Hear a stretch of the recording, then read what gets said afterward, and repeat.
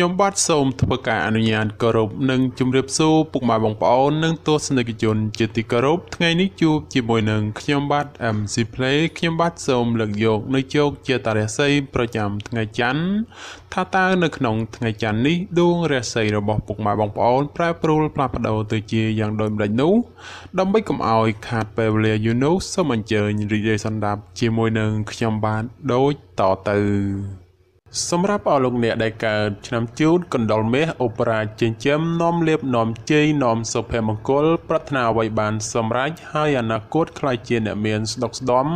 ម៉ោងនាំលៀបសំណាងគឺម៉ោង4ព្រឹកដល់ម៉ោង6ល្ងាចពណ៌នាំលៀបសំណាងគឺពណ៌ខ្មៅនិងពណ៌សលេខនាំលៀបសំណាងគឺលេខ32និងលេខ78សូមខមមិនលេខ799យកលៀបសម្បត្តិទេវតាទ្រព្យមានបារមីស័ក្តិសិទ្ធិណាស់ចេញភ្លាមទំនេរទាយឆត់បំផុតសម្រាប់អស់លោកអ្នកដែលកើតឆ្នាំជូតនៅថ្ងៃនេះបើលោកអ្នកធ្វើអ្វីកុំរងចាំយូរពេកពីព្រោះថាផលជាផ្លែផ្កាតែងតែហុចមកវិញជានិច្ចសម្រាប់អ្នកប្រកបមុខរបររកស៊ីជួញដូររាសីងើបឡើងខ្ពស់ដូចនេះទោះជួញទីជិតឆ្ងាយលោកអ្នកអាចសម្រេចផលល្អចូលមកបានក្រាន់បំពេញបំពង់ផងដែរសម្រាប់ការធ្វើដំណើរទីជិតឆ្ងាយមានភាពសុខដុមទាំងពេលទៅនិងពេលត្រឡប់មកវិញរីឯបញ្ហាសម្ព័ន្ធស្នេហាកំឡោះក្រមុំមានការស្មុគស្មាញក្តីបើលោកអ្នកធ្វើការដោះស្រាយតែងតែជួបសេចក្តីសម្រេចជានិច្ចសម្រាប់អស់លោកអ្នកដែលកើតឆ្នាំឆ្លូវកូននាំលៀបនាំជីនាំសុភមង្គលប្រាថ្នាអ្វីបានសម្រេចហើយអនាគតខ្លាចជាអ្នកមានទ្រព្យស្ដុកស្ដំម៉ោងនាំលៀបសំណាងគឺម៉ោង6ព្រឹកដល់ម៉ោង8យប់ពណ៌នាំលៀបសំណាងគឺពណ៌សនិងពណ៌ក្រហមលេខនាំលៀបសំណាងគឺលេខ21និងលេខ54សូមខមមិនលេខ555យកលៀបសម្បត្តិទេវតាទ្រព្យមានបារមីស័ក្តិសិទ្ធិណាស់ចេញភ្លាមទំនេរទាយឆត់បំផុតនិងមានសំណាងល្អប្រទានសម្បត្តិមហាសិទ្ធិមានលៀបមានជ័យមានលុយចូលហោហៀចំពោះឆ្នាំឆ្លូវនៅថ្ងៃនេះយីអូនរបស់អស់លោកអ្នកមិនគប់ប្រសាទេចូលមានការប្រយ័ត្នប្រយែងអារម្មណ៍មួម៉ៅក្តៅក្រហាយមិនដឹងមុខក្រោយនាំឲ្យកើតរឿងតូចคล้ายជារឿងធំណាមួយគេចោមរំស្អប់បង្កជាឥទ្ធិពលអាក្រក់រោគនឹកស្មានមិនដល់ក្រៅពីនេះបើមានការប្រកបកិច្ចការងារលោកអ្នកអាចជួបរឿងរ៉ាវចំនួនកាត់ឡើងដូច្នោះក៏បីមានការប្រុងប្រយ័ត្នប្រយែងបើមិនដូច្នោះទេចូលធ្វើគោធ្វើថ្លង់ខ្លះទៅប្រសើរសម្រាប់អ្នកប្រកបមុខរបររកស៊ីជួញដូរទីជិតឆ្ងាយលៀបតូចធំច្រើនបាល់ហួសឬកុហករំលងពេលនេះអាចឆោងចាប់បានខ្លះវិញហើយរីឯសេចក្តីស្នេហាប្រុសស្រីមានការច្រណែននិងមើលផ្លូវអាក្រក់ចំពោះគ្នាច្រើនសម្រាប់អស់លោកអ្នកដែលកើតឆ្នាំខាលខ្លាមន្ត្រីចិញ្ចឹមមានប្រាជ្ញាឆ្លាតវៃមានគំនិតភ្លឺថ្លាហើយអនាគតខ្លាចជាអ្នកមានអំណាចនិងទ្រព្យស្ដុកស្ដំម៉ោងនាំលេបសំណាងគឺម៉ោង5ព្រឹកដល់ម៉ោង8យប់ពណ៌នាំលៀបសំណាងគឺពណ៌សនិងពណ៌ស្វាយលេខនាំលៀបសំណាងគឺលេខ59និងលេខ69សូមខមមិនលេខ222យកលៀបសម្បត្តិទេវតាទ្រព្យមានបារមីស័ក្តិសិទ្ធិណាស់ចេញភ្លាមទំនេរទាយឆត់បំផុតនិងមានសំណាងល្អនិងប្រទានសម្បត្តិមហាសិទ្ធិមានលៀបមានជ័យមានលុយចូលហោហៀចំពោះឆ្នាំខាលនៅថ្ងៃនេះការប្រកបការងារឃើញថាមានការជឿនលឿនទៅមុខយឺនហើយជាពិសេសមានបញ្ហាប្រតឹងប្រទើសជាមួយអ្នកដទៃថែមទៀតចំពោះអ្នកប្រកបមុខរបររកស៊ីជួញដូរវិញលោកអ្នកត្រូវតែចេះសន្សំទ្រព្យល្អិតល្អោចឡើងទៅកុំខំប្រមូលតែទ្រព្យធំព្រោះថ្ងៃនេះសម្បូរតែទ្រព្យល្អិតល្អោចប៉ុណ្ណោះសម្រាប់ការធ្វើដំណើរទីជិតឆ្ងាយកុំកបីសេពគប់លបែងស្រីស្រាព្រោះនាំភាពទុក្ខសោកមកវិញតែប៉ុណ្ណោះរីឯបញ្ហាគូគ្រងប្តីប្រពន្ធឬគូស្នេហ៍កំឡោះក្រមុំមានដំណើរការថយក្រោយនិងប្រឆាំងគ្នាច្រើនសម្រាប់អស់លោកអ្នកដែលកើតឆ្នាំថោះទុនសាយមាសមានបារមីដែលជះមានអំណាចមានមនុស្សជួយជ្រោមជ្រែងការងារតូចធំដើម្បីឲ្យអនាគតខ្លាយជាអ្នកមានទ្រព្យសម្បត្តិស្ដុកស្ដំម៉ោងនាំលេបសំណាងគឺម៉ោង5ព្រឹកដល់ម៉ោង9យប់ព ពណ៌នំលាបសំណាងគឺពណ៌ប្រផេះនិងពណ៌លឿងលេខនំលាបសំណាងគឺលេខ22និងលេខ43សូមខមមិនលេខ888យកលាបសម្បត្តិមហាសិទ្ធិមានបារមីស័ក្តិសិទ្ធិណាស់សេចេញភ្លាមទំនាយទាយឆុតបំផុតនិងមានសំណាងល្អនិងប្រទានសម្បត្តិមហាសិទ្ធិមានលាភមានជ័យមានលុយចូលហោហៀចំពោះឆ្នាំថោះនៅថ្ងៃនេះការប្រកបការងារមានការជឿនលឿនទៅមុខច្រើនផ្នែកក្នុងនេះមិនថារឿងការងារប្រកាសឬរឿងផ្ទាល់ខ្លួននោះឡើយសម្រាប់អ្នកប្រកបមុខរបររកស៊ីជួញដូរវិញមានភាពរលូនល្អទៅមុខនិងការរកប្រាក់កម្រៃទៀតសោតក៏ក្រាន់បើជាងមុនផងសម្រាប់ការធ្វើដំណើរទីជិតឆ្ងាយមានភាពសុខដុមទាំងពេលទៅនិងពេលត្រឡប់មកវិញរីឯបញ្ហាស្នេហាកំឡោះក្រមុំឬមេម៉ាយពោះម៉ាយក្តីជួបរឿងការយល់ខុសនិងភាពប្រចែប្រច័ណ្ឌកំពុងចូលលោកលុយច្រើនដូចនេះត្រូវកាត់បន្ថយការបង្កចំនួនវិវាទចេញពីខ្លួនខ្លះទៅប្រសើរសម្រាប់អស់លោកអ្នកដែលកើតឆ្នាំរោងពោះអ្នកក្រេតមន្ត្រីចិញ្ចឹមធ្វើកិច្ចការងារអ្វីមួយតែងតែមានគំនិតជ្រះថ្លាប្រាថ្នាអ្វីបានសម្រេចធ្វើការតូចធំតែងតែមានអ្នកគ្រប់គ្រងទំនុកបំរុងសពគ្រប់បែបយ៉ាងម៉ោងនំលាបសំណាងគឺម៉ោង7ព្រឹកដល់ម៉ោង8យប់ពណ៌នំលាបសំណាងគឺពណ៌សនិងពណ៌ក្រហមលេខនំលាបសំណាងគឺលេខ46និងលេខ98សូមខមមិនលេខ168យកលេបសម្បត្តិអុកញ៉ាមានបារមីស័ក្តិសិទ្ធិណាស់សេចេញភ្លាមទំនាយទាយឆុតបំផុតនិងមានសំណាងល្អនិងប្រទានសម្បត្តិមហាសិទ្ធិមានលាភមានជ័យមានលុយចូលហោហៀចំពោះឆ្នាំរោងក្នុងថ្ងៃនេះមានជោគមានសេរីហើយបើទោះបីធ្វើអ្វីក៏ដោយតែងតែមានការរីកលូតលាស់និងមានជោគមានជ័យគួរសមសម្រាប់អ្នកប្រកបមុខរបររកស៊ីជួញដូរមានការប្រជែងគ្នាច្រើននិងជាពិសេសមានការប្រទាំងប្រទើសជាមួយអ្នកមានមុខរបរដូចគ្នាហេតុនេះក៏បីធ្វើចិត្តឲ្យទូលាយទៅគ្មានរឿងរ៉ាវចម្រូងចម្រាសកើតឡើងសម្រាប់ការធ្វើដំណើរទីជិតឆ្ងាយជួបភាពសុខដុមទាំងពេលទៅនិងពេលត្រឡប់មកវិញរីឯសេចក្តីស្នេហាកំឡោះក្រមុំមានការជឿនលឿនទៅមុខនិងផ្អែមល្ហែមល្អចំពោះគ្នាប្រពៃសម្រាប់អស់លោកអ្នកដែលកើតឆ្នាំអាសាញ់ពោះទេវតាចិញ្ចឹមមានលាភមានជ័យមានមនុស្សជាច្រើននាំគ្នាស្រឡាញ់រាប់អានសាទរម៉ោងនាំលេបសំណាងគឺម៉ោង6ព្រឹកដល់ម៉ោង8យប់ពណ៌នំលាបសំណាងគឺពណ៌លឿងនិងពណ៌ខ្មៅលេខនំលាបសំណាងគឺលេខ56និងលេខ89សូមខមមិនលេខ777យកលាបសម្បត្តិអភិជននៅលុយរយលាន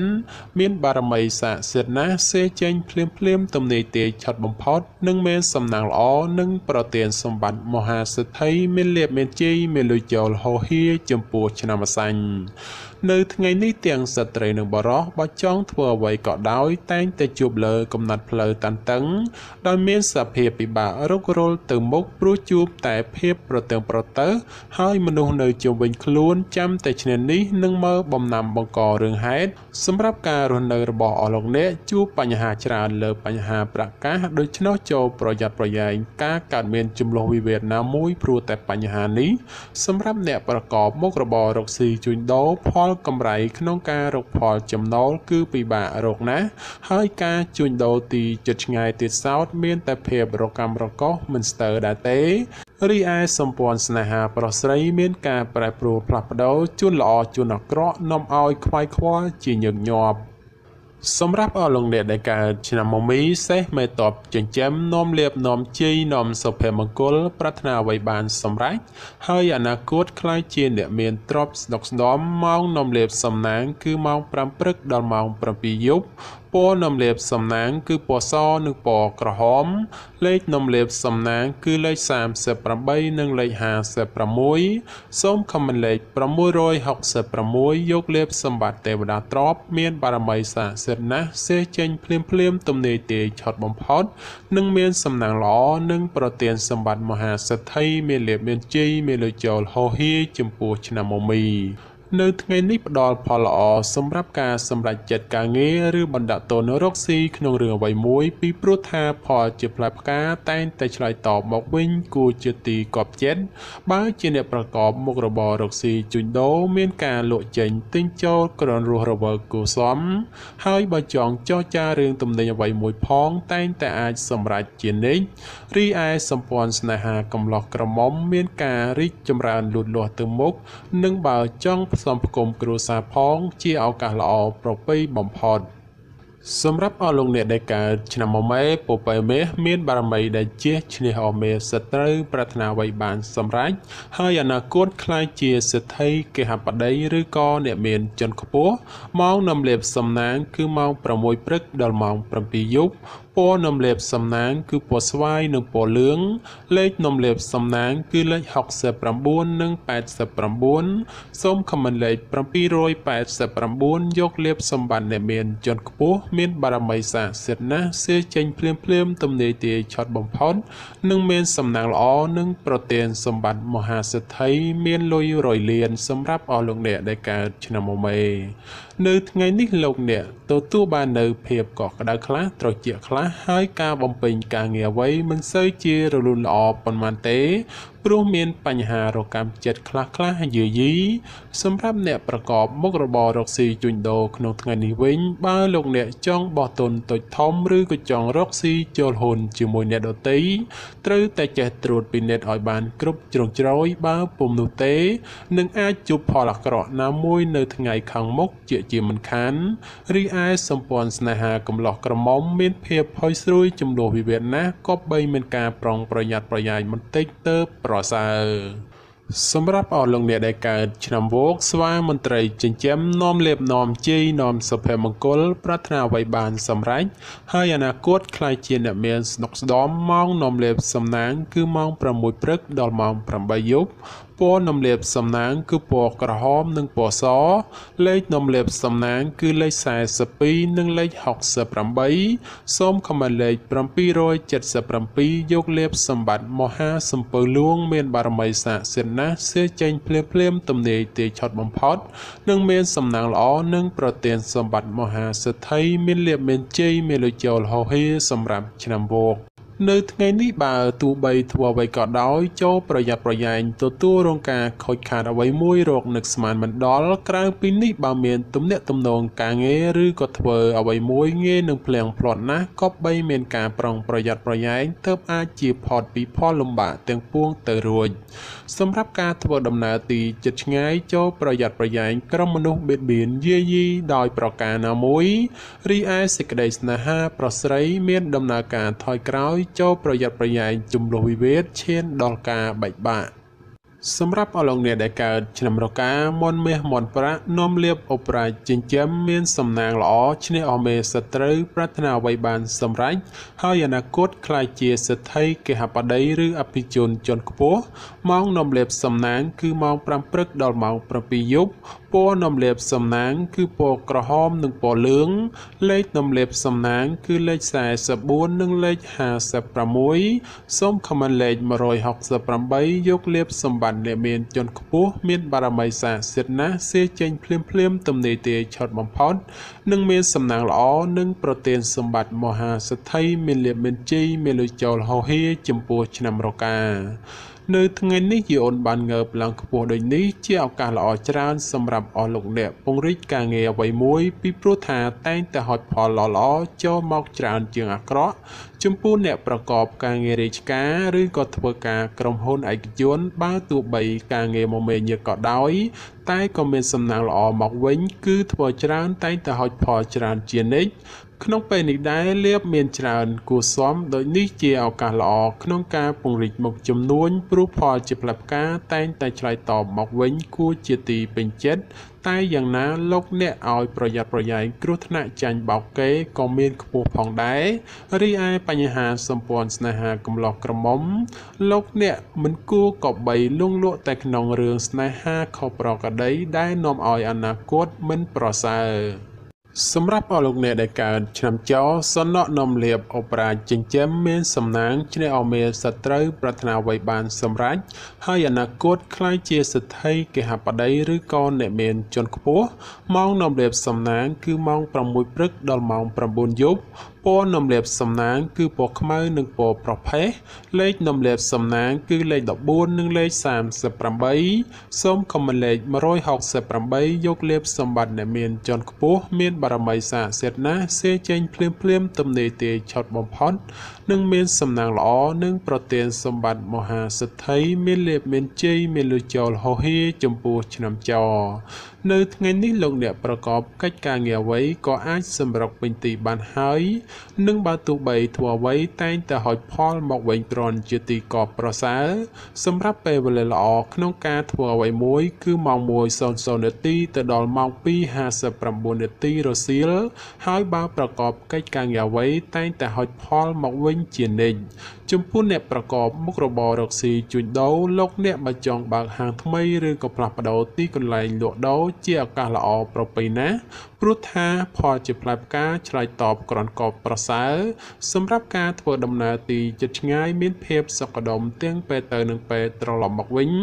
រីឯសេចក្តីស្នេហាកំឡោះក្រមុំឬមេម៉ាយពោះម៉ាយក្តីបើមានរៀបអាពាហ៍ពិពាហ៍ឬចូលស្តីដណ្ដឹងតែងតែសម្រេចដូចគប់បំណង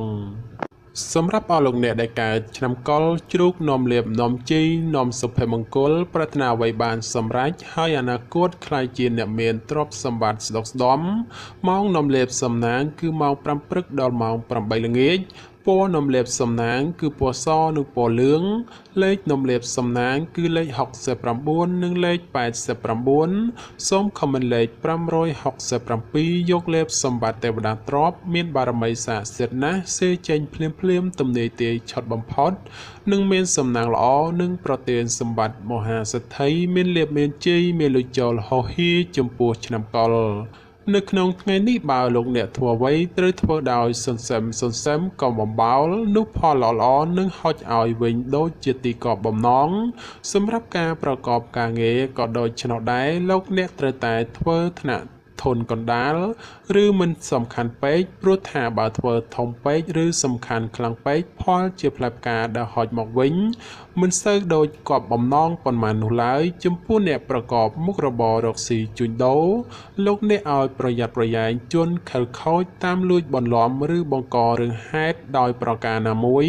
រីឯសេចក្តីស្នេហាប្រុសស្រីមានការខ្វាយខ្វល់ព្រោះតែការប្រឆាំងគ្នាមានច្រើនជាងសពមួយដងបាទចំពោះជោគជាតារាសីប្រចាំឆ្នាំទាំង12ខ្ញុំបាទក៏សូមបញ្ចប់ត្រឹមតែប៉ុណ្ណេះជាចុងក្រោយប្រសិនបើមានពាក្យលើសលួសខ្វះខាតត្រង់ប្រការណាមួយសូមពុកម៉ែបងប្អូនជួយអធិស្ឋានដល់រូបខ្ញុំបាទផងហើយខ្ញុំបាទក៏សូមអរគុណនិងសូមជម្រាបលា